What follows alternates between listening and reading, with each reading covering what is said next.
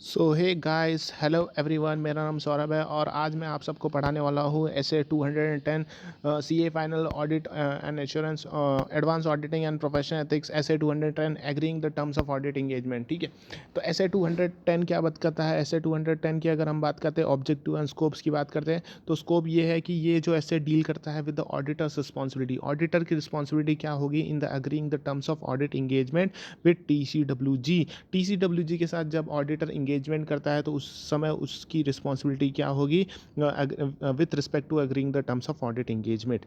Objective की अगर हम बात करें ये स्टैंडर्ड ऑडिटिंग की टू एक्सेप्ट और continue an audit engagement only when the basis upon which it has been performed has been agreed through.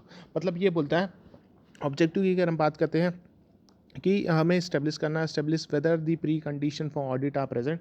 क्या प्री कंडीशन जो ऑडिट हम जो करने जा रहे हैं क्या वो प्री कंडीशन प्रेजेंट है कि नहीं, वो चेक करना है। ठीक है, इस्टेब्लिश करना है क्या प्री कंडीशन है कि नहीं। दूसरा चीज़ यहाँ पे कंफर्म करना है कि that there is a common understanding होना चाहिए ऑडिटर और मैनेजमेंट या फिर टीसीडब्ल्यूजी के बीच कि एक टर्म्स ऑफ एंगेजमेंट बनेगा, ऑडिट एंगेजमेंट बनेगा और कंफर्मेशन जाएगा कि यहाँ पे कॉमन अंडरस्टैंडिंग होना चाहिए, कॉमन अंडरस्टैंडिंग होना चाहिए ऑडिटर और मैनेजमेंट के बीच में किस चीज़ में understanding with respect to terms of engagement. तो दो चीज़ यहाँ पे ऑब्जेक्टिव ये है कि स्टेब्लिश करना है क्या टर्म्स ऑफ वेदर क्या प्री कंडीशन एग्जिस्ट हो रहा है कि नहीं, क्या प्री कंडीशन है कि नहीं, प्री कंडीशन प्रेजेंट है ऑडिट में।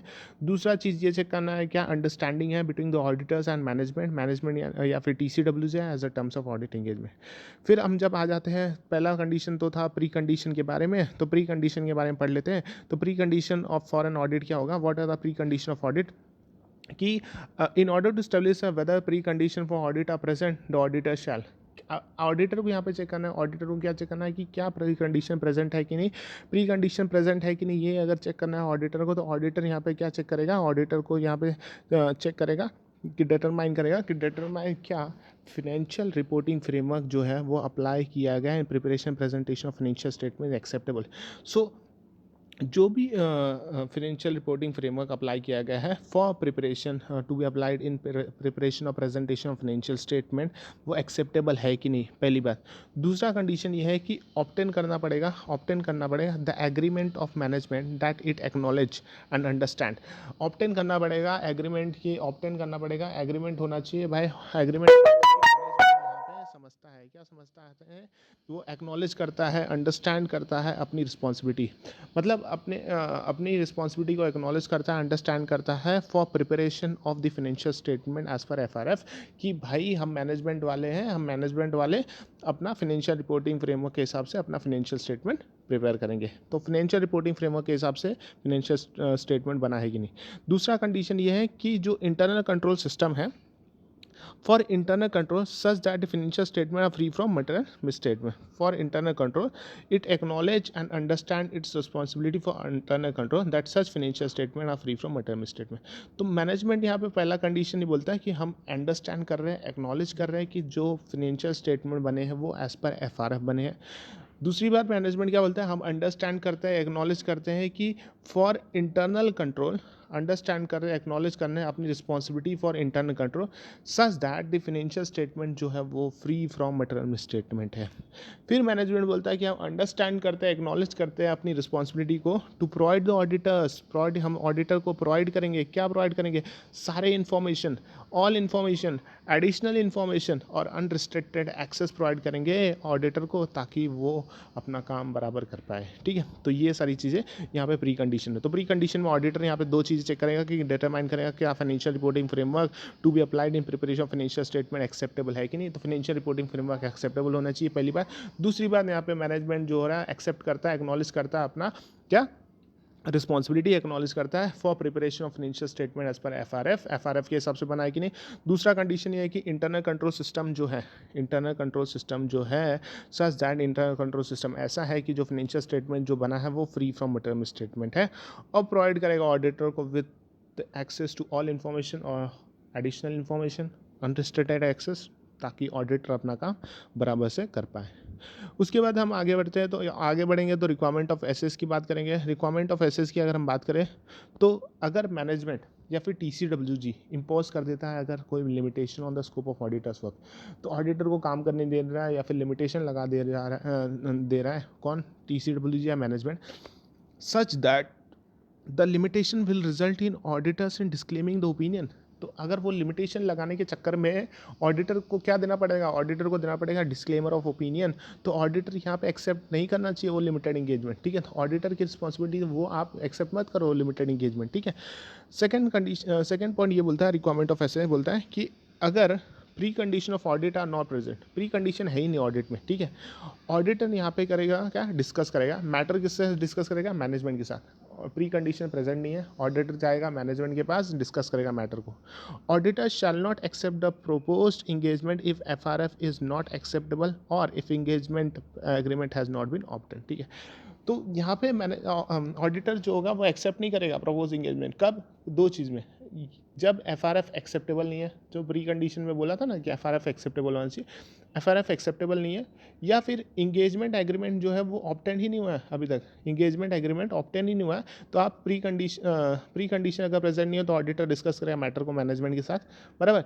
लेकिन ऑडिटर यहाँ पे एक्सेप्ट नहीं करेगा प्रपोज इंगेजमेंट को अगर इंगेजमेंट ही नहीं मिला, ऑब्टेन ही नहीं हुआ है, पहली बात। दूसरी बात कि एफआरएफ जो है वो एक्सेप्टेबल ही नहीं है, फाइनेंशियल रिपोर्टिंग फ्रेमवर्क एक्सेप्टेबल ही नहीं है, ठीक है। तीसरा पॉइंट ये बोलता है कि ऑडिटर जो होता है, audit engagement term shall include, audit engagement terms के अंदर इंक्लूड होता है पांच बातें क्या क्या इंक्लूड होगी, ऑडिट इंगेजमेंट टर्म्स के अंदर इंक्लूड होती है पांच बातें, ओ र फ फ, हम ऐसे याद करते हैं ओ र फ फ, ठीक है। So overall objectives and scope of audit, ठीक है, objective and scope of audit, ठीक है, objective and scope of audit, ठीक है। तो ऑडिट इंगेजमेंट टर्म्स के अंदर क्या क्या आएगा कि ऑब्जेक्टिव क्या होगा, स्कोप क्या होगा ऑडिट का, पहली पॉइंट। दूसरी बात, रिस्पॉन्सिबिलिटी क्या होगी ऑडिटर की, रिस्पॉन्सिबिलिटी क्या होगी मैनेजमेंट की। दो पॉइंट तो ऐसे हो गए, ओ र, ओ आर आर, ओ र फ फ। तो एफ एफ क्या होगा, F is F R F, and third last point आता है expected content and form of report, ठीक है। Reference to expected, fourth point आ जाता है तो identification of applicable financial reporting framework, ठीक है। तो यहाँ पे फोर्थ पॉइंट ये होगा कि ये फाइनेंशियल रिपोर्टिंग फ्रेमवर्क यहाँ पे ये फाइनेंशियल स्टेटमेंट पे अप्लाई होगी। और फिफ्थ पॉइंट होती है reference to expected content and form of report, कि कौन सा एक्सपेक्टेड कंटेंट और फॉर्म ऑफ रिपोर्ट ये कंपनी के ऊपर अप्लाई होगा। इफ लॉ रेगुलेशन प्रिस्क्राइब करता है terms, no need for separate written agreement, कि अगर कोई लॉ रेगुलेशन है वो प्रिस्क्राइब कर दे रहा है एंगेजमेंट, ऑडिट इंगेजमेंट टर्म्स, तो यहाँ पे सेपरेट रिटर्न एंगेजमेंट एग्रीमेंट बनाने की ज़रूरत नहीं है, except for the fact that such law regulation applies and management acknowledge the same, except for the fact कि सच लॉ अप्लाई हो रहा है और मैनेजमेंट वो एक्नॉलेज भी कर रहा है, ठीक है। अब अगला पॉइंट ये आता है कि क्या रिकरिंग ऑडिट में, इन रिकरिंग ऑडिट में क्या होता है कि auditor shall assess to revise या रिमाइंडर, यहाँ पे ऑडिटर को एसेस करना पड़ेगा कि अगर रिकरिंग ऑडिट है तो ऑडिटर एसेस करेगा क्या उसे रिवाइज करना चाहिए टर्म्स को या फिर रिमाइंड करना चाहिए टर्म्स को, तो ये ऑडिटर के ऊपर डिपेंड करता है, ठीक है। अब अगला पॉइंट आ जाता है फिर acceptance of change in audit engagement. आप ऑडिट कर रहे हो, ठीक है, if prior to completing the audit engagement, prior to completing the audit engagement, आप काम कर रहे थे, prior to completing audit engagement company auditor जो होता है, ऑडिटर के पास यहाँ पे रिक्वेस्ट किया जाता है मैनेजमेंट के द्वारा, the auditor is requested to change the audit engagement that conveys a lower level of assurance. Management बोलता है भाई ऑडिट इंगेजमेंट चेंज कर लो, जिससे क्या होगा, लोअर लेवल ऑफ एश्योरेंस मिलेगा ऑडिटर को। तो ऑडिटर यहाँ पे डिटरमाइन करेगा whether there is reasonable justification for doing so. तो यहाँ पे क्या हो रहा है, ऑडिटर काम कर रहा था, मैनेजमेंट यहाँ पे आके बोलता है भैया ऑडिटर भैया कि आप है ना इंगेजमेंट जो है, इंगेजमेंट टर्म चेंज कर लीजिए, उससे क्या होगा, लोअर लेवल ऑफ एश्योरेंस होना चालू हो जाएगा। तो ऑडिटर यहाँ पे क्या डिटरमाइन करेगा, ऑडिटर डिटरमाइन क्या है यहाँ पे रीजनेबल जस्टिफिकेशन है, क्या रीजनेबल जस्टिफिकेशन है। If the term of audit engagement are change, the auditor and management shall agree on new term of audit engagement, कि अगर चेंज हो रहा है, अगर term of audit engagement change हो रहा है तो यहाँ पे नए एग्रीमेंट पे, new agreement, new terms of engagement यहाँ पे एग्रीमेंट बनेगा। अगर ऑडिटर जो है वो unable to agree the change term, auditor जो हो रहा है वो बोलता है नहीं भाई हम चेंज नहीं करेंगे अपना terms, management doesn't permit the auditor to continue the original audit engagement, हम तो अपना ऑडिटर बोलता है हम तो अपना चेंज नहीं करेंगे एंगेजमेंट टर्म, और यहाँ पे मैनेजमेंट भी अड़ जाती है कि हम आपको काम भी नहीं करने देंगे। तो इस केस में ऑडिटर यहाँ पे क्या करेगा, ऑडिटर विड्रॉ करेगा और रिपोर्ट करेगा TCWG को, ठीक है। इतना सा पॉइंट था। फिर एडिशनल कंसिडरेशन एंगेजमेंट एक्सेप्टेंस की अगर बात करें, एडिशनल कंसिडरेशन की अगर हम बात करें तो ऑडिटर यहाँ पे क्या करेगा, डिटरमाइन करेगा whether there is a conflict between the financial reporting standard and additional requirement.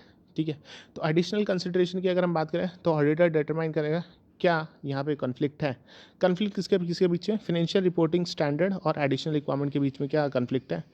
अच्छा, अगर सच कॉन्फ्लिक्ट एग्जिस्ट होती है, फाइनेंशियल रिपोर्टिंग स्टैंडर्ड और एडिशनल रिक्वायरमेंट के बीच में अगर कॉन्फ्लिक्ट है, ठीक है, तो अगर कॉन्फ्लिक्ट एग्जिस्ट होती है तो ऑडिट यहाँ पे डिस्कस करेगा किसके साथ, मैनेजमेंट के साथ, as to whether the additional requirement can be met through additional disclosure. क्या एडिशनल रिक्वायरमेंट आप जो बोल रहे हो वो एडिशनल डिस्क्लोजर के साथ दिया जा सकता है।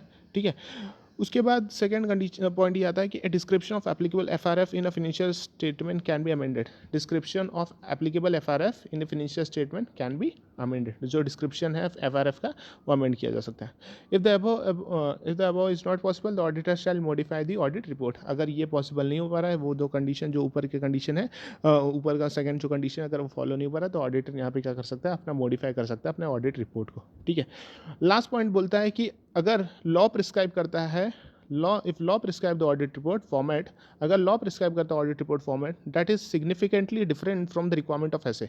अगर कोई लॉ प्रिस्क्राइब करता है ऑडिट रिपोर्ट फॉर्मेट जो सिग्निफिकेंटली बहुत ज़्यादा डिफरेंट है from the requirement of SA, इस केस में ऑडिटर क्या करेगा, ऑडिटर यहाँ पे देगा additional explanation audit report.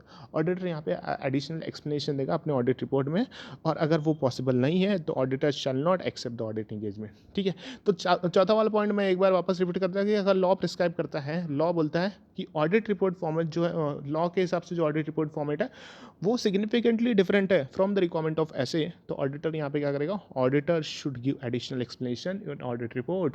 Auditor यहाँ पे एडिशनल एक्सप्लेनेशन देगा। लेकिन अगर वो पॉसिबल नहीं है, अगर वो एक्सप्लेनेशन देना पॉसिबल नहीं है, या फिर ये पॉसिबल ही नहीं है, तो ऑडिटर यहाँ पे क्या करेगा, auditor shall not accept the audit engagement. इसी के साथ ये लेक्चर मेरा खत्म होता है। Thank you, bye bye.